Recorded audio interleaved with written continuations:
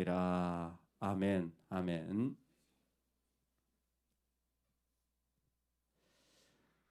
이 땅을 어떻게 하면 가장 즐겁게 살아갈 수 있을까? 세상에 여러 가지 많은 일들을 하고 또 같이 살아가다 복잡한 일들도 많은데 정말 세상을 재미있게 살아가는 법, 그것도 하나님의 백성으로서 세상을 즐겁게 살아가는 방법이 뭘까요? 여러 가지가 있을 수 있겠지만 세상을 가장 즐겁게 살아가는 방법의 중요한 한 가지는 무엇이냐면 내가 남을 도우며 살아가는 것입니다. 내가 정말 사는 것처럼 살아나는 삶의 길이 무엇이냐면 내가 다른 사람을 세우면서 섬기면서 사는 겁니다. 그게 인생을 살아가는 가장 좋은 귀한 방법인 것 같아요. 여러분, 우리가 정말 살만 나는 인생을 살 수 있기를 주의 이름으로 축원합니다. 아멘. 정말 살만 나는 인생은 나에게 있지 않고 내가 사랑할 때, 구체적으로 내가 도와주고 섬길 때 일어나는 것 같아요. 하나님이 그 자리로 초대하는 겁니다. 우리가 이 땅을 살아갈 때에 함께 있으면서 서로 참 같이 있으면 쉽지 않을 수 있지만 오히려 즐겁게 살아가라는 거예요. 우리나라에 그 난민법이 있는데 우리나라 난민법이요, 전 세계가 아시아 가운데서 1등으로 세워졌어요. 그러니까 난민을 받아들이는 법이죠.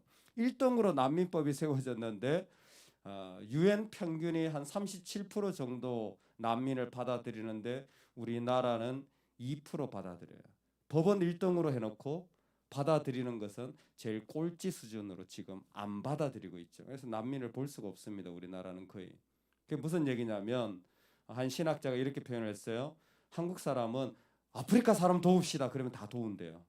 근데 아프리카 사람이 내 곁에 와서 도웁시다 그러면 그건 싫다는 거예요. 왜? 옆에 있으면 힘들거든요. 멀리 있으면 그냥 주고 치면 되거든요. 어떻게 보면 이 사회가 그런지도 모르겠어요. 멀리 있으면 잘할 수 있어요. 얼마든지 좋게 잘 지낼 수 있어요. 아마 세상이 인간이 그런 것 같습니다. 근데 가까이 옆에 있으면 미워. 가까이 막 치고 귀한 줄 잘 모르겠는 거예요. 근데 뭐예요? 사실은 약속의 땅에서 공동체로 살아갈 때 가까이 냄새 나는 그 사람이 진짜 귀한 거예요. 그 사람에게 손을 벌려. 오늘 말씀에 두 번이나 반복되는 말이 있습니다.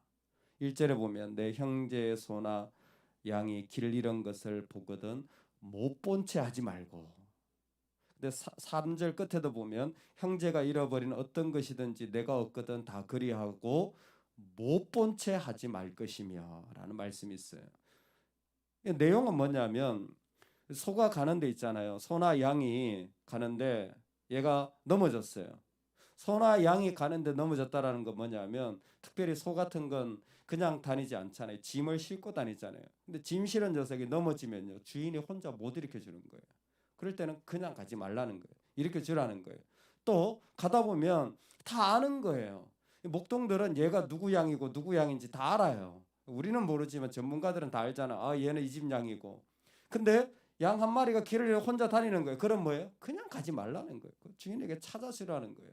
양만 그런 게 아니라 잃어버린 물건에 대해서도 그러는 거예요. 거기에 쓰는 단어가 뭐냐면 못 본 채 하지 말라는 거예요. 못 본 채 하지 말라는 것은 우리가 못 본 채 하려는 속성이 강하기 때문이에요. 나는 안 보고 싶고 나는 관여 안 하고 싶은 거예요. 왜? 똑같은 이치겠죠. 아프리카 사람이 힘든 사람이 내 옆에 있으면 나도 힘들어지니까. 근데 이 못 본 채 하지 말라는 말에 그 근본적인 의미가 뭐냐면 자기를 숨기지 말라는 거예요.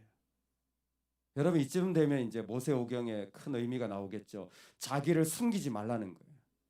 인류는 하나님 앞에서 자기를 숨기는 못된 버릇이 있는 거예요. 어디서부터? 에덴 동산에서부터. 에덴 동산에서 죄 짓고 제일 먼저 한 게 뭡니까? 나무 뒤에 숨은 거예요. 나무 뒤에 숨어서 아담아 네가 어디 있느냐 묻잖아요. 이게 깊은 하나님 앞에서 우리가 자꾸 자기를 숨기려 하는 거예요. 근데 하나님의 백성은 그렇게 살지 말라는 거예요. 왜 하나님의 백성이 이 땅에서 자꾸 자기를 숨기며 살아가려고 하니? 너와 나만큼은 정말 깊은 관계 속에서 살아가야 되지 않니? 하나님이 두드리시는 겁니다. 오늘 우리가 하나님 앞에 나아갈 때에 소중한 자리가 무엇이냐면 하나님 앞에서 내가 내 자신을 숨기지 않고 살아가는 삶의 자리를 우리는 이렇게 나가야 되는 거예요. 내 삶에서 내가 피하려고 하는 자리들을 이제는 내가 회복시켜 나가야 되는 것입니다. 그래서 말씀에 형제의 소나 양의 길을 잃은 것을 보거든이라고 하나님이 간곡하게 말씀하세요. 출애굽기에서는 내 원수의 소나 양의 길을 잃어버린 것이라고 율법적인 요소가 강하다면, 신명기는 모세가 이 세대들에게 정말 형제지 않니? 너의 가족이지 않니? 1세대는 다 죽었다. 그리고 이제 살아남은 마지막 소망인 너희들이다라고 부탁하는 것 같아요. 간곡하게 그들에게 하는 말이 무엇이냐면 너의 이웃이지 않니? 너의 형제이지 않니? 라고 말씀해 주는 겁니다. 여러분, 우리에게 정말 인생에 귀한 자리가 있다면 내가 이웃을 사랑하는 자리예요. 여러분, 교회를 오래 다녀가지고 이웃 사랑하라 그러면 이게 흘러 들어갑니다. 이게 하도 많이 들어가. 여기서 들어오면 이렇게 흘러 들어가. 뒤로 가버렸어 벌써. 그냥 이웃 사랑하라는 말이구나. 여러분, 혹시 지금 여러분이 누군가 내가 아닌, 내 가족이 아닌 다른 사람 삶을 보태주고 있는 거 있으세요?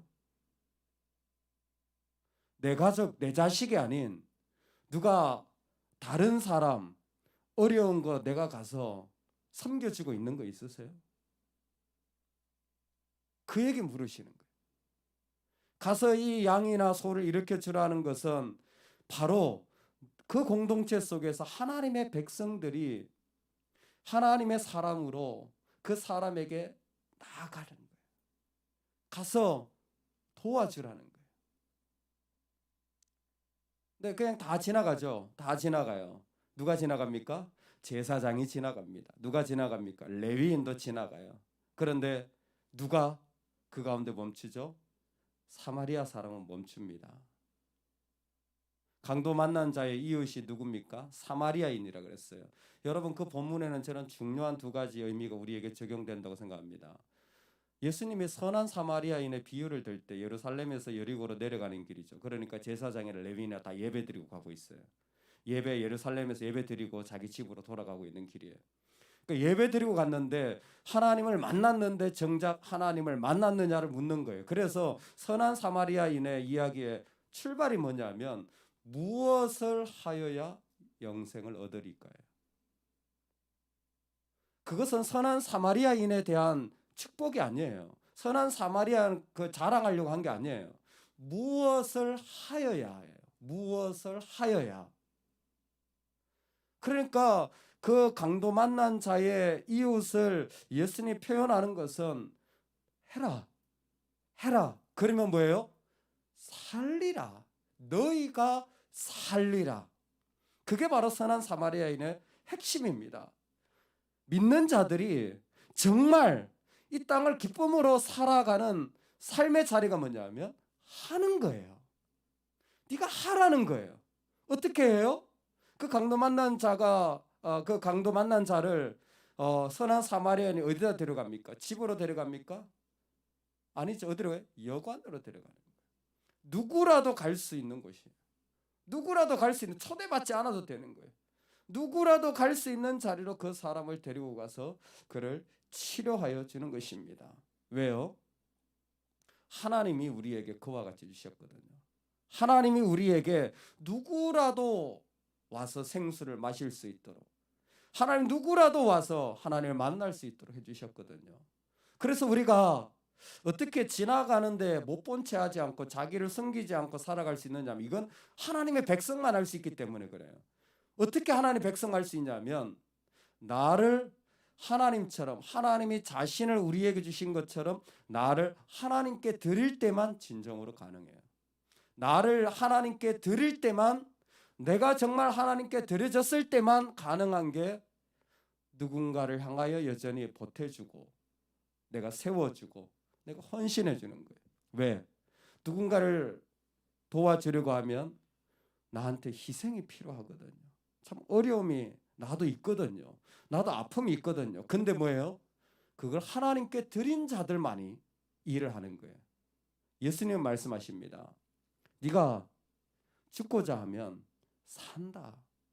이게 하나님의 백성들이 이 땅에서 살게 되는 너무나 아름다운 삶의 길이라는 거예요. 이게 정말 우리의 인생을 즐겁게 해주는 것이라는 겁니다.